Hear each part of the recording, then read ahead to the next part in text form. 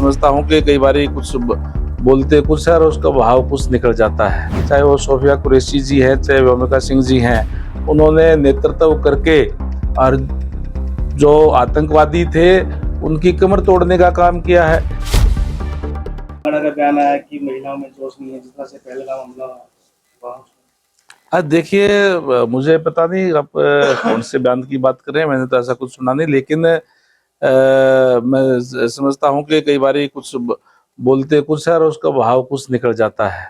बाकी हमने देखा है कि महिलाओं का तो हमारा देश जो है वो महिला सशक्तिकरण अभी नहीं बल्कि हमारे महिलाओं के लिए बहुत गाथा है। अभी हम अहिल्याबाई होलकर जी का भी 300वीं जन्म जयंती मना रहे हैं। किस तरीके से उन्होंने कुशलतापूर्वक राज्य चलाने का काम किया और विपरीत परिस्थितियों के अंदर जब उनके पति की उनके बेटे की डेथ हो गई, उसके बाद भी एक उदाहरण पेश करने का काम किया, किस कूटनीतिक तरीके से उन्होंने राज्य चलाया।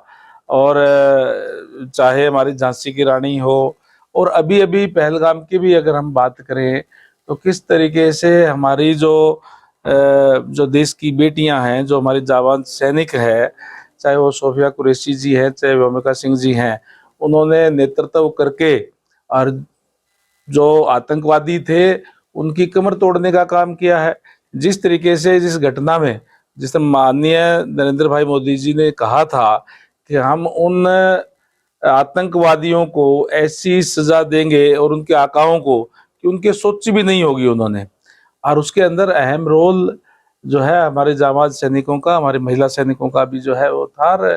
किस तरीके से उनके घर के अंदर घुस करके 9 जगह पे आतंकियों के ठिकानों के ऊपर हमले करके और उनकी कमर तोड़ने का काम किया है। तो ये तो बहुत उदाहरण हमारे देश के अंदर है। और महिला सशक्तिकरण को तो भारतीय जनता पार्टी आने के बाद आदरणीय मोदी जी के नेतृत्व के अंदर तो लगातार उसको बढ़ावा मिल रहा है। जहां अभी लोकसभा के अंदर उस टाइम मेरे ख्याल से हमारे मंत्री जी भी मेंबर थे लोकसभा के, यहाँ भी बिल पास किया है कि आने वाले समय के अंदर 33% उनको आरक्षण लोकसभा में और विधानसभा में दिया जाएगा। वहीं अगर हम लोकल बॉडी की हमारी बात करें तो आज हरियाणा ऐसा प्रदेश है जिसके गांव के अंदर हर दूसरे गांव के अंदर महिला सरपंच है, महिला जिला परिषद की मेंबर हर दूसरी है।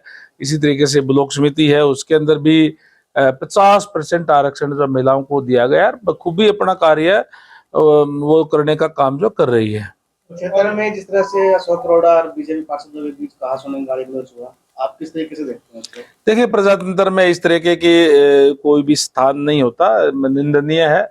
जो भी घटना हुई कि उसका कारण क्या रहा मुझे नहीं पता, लेकिन हाउस जो चुना हुआ होता है, जनप्रतिनिधियों का होता है, चाहे मेंबर पंचायत से लेकर के मेंबर पार्लियामेंट तक एक सिस्टम है, चुन करके जो है लोग भेजते हैं और उनका व्यवहार अच्छा होना चाहिए, इस तरीके का नहीं होना चाहिए। अली मोहम्मदाबाद और विजय सागर एफआईआर दर्ज हुई, दोनों में सेम धाराएं लगी हुई हैं।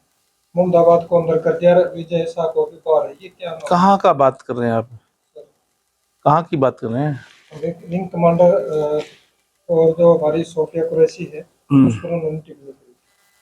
देखिए, जो भी अगर आज इस टाइप की अगर कोई भी टिप्पणी करना निंदनीय, आज जरूरत है कि जिस तरीके से इस जो ये घटना हुई इसमें 140 करोड़ देशवासी आदरणीय नरेंद्र मोदी जी के साथ, सेना के साथ खड़े होकर के थे। आज कोई टिप्पणी करने का वक्त नहीं था, बल्कि आज तो सेना के साथ उनका मनोबल बढ़ाने का है। जिस तरीके से हम आज देश भर के अंदर तिरंगा यात्रा निकाल करके सैनिकों के सम्मान में जो है वो कार्यक्रम करने का काम कर रहे हैं। सेम धाराओं में एक के लिए वो बता सकते हैं, उसका कौन इन्वेस्टिगेशन किसने की है, क्या किया है।